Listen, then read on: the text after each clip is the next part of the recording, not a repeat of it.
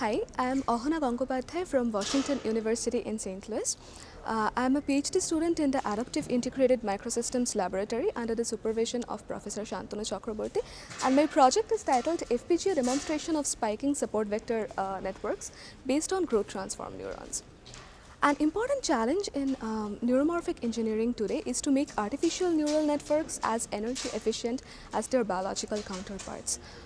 We believe that the brain can do enormous amounts of computation within a very tiny power budget because its spike generation process is linked to some system level objective function and is optimized with respect to it. On the other hand, we already have in hand well-developed machine learning tools that are able to achieve near human level performance in pattern recognition and classification tasks. So our work is to use spiking machine learning models that can relate neuron level dynamics to the network level dynamics so that the spike generation process is tightly coupled to some sort of a system level objective function. For this, we use what we refer to as the growth transform neuron model that generates spikes based on a well-known multiplicative update called growth transformation. And in this project, we implemented a spiking support vector machine based on this growth transform neural network on FPGA as well as Raspberry Pi.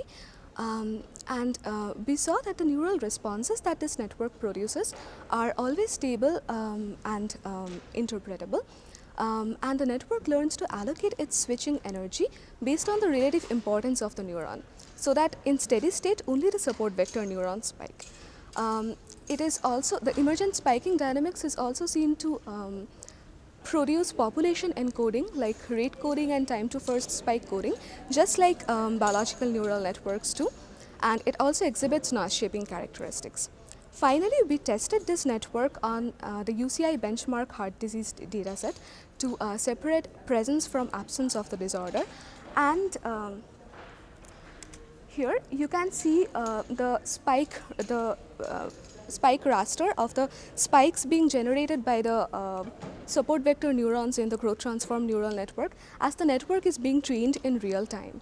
And the training and the cross-validation accuracies produced by the network are at par with the floating point standard SVM implementations.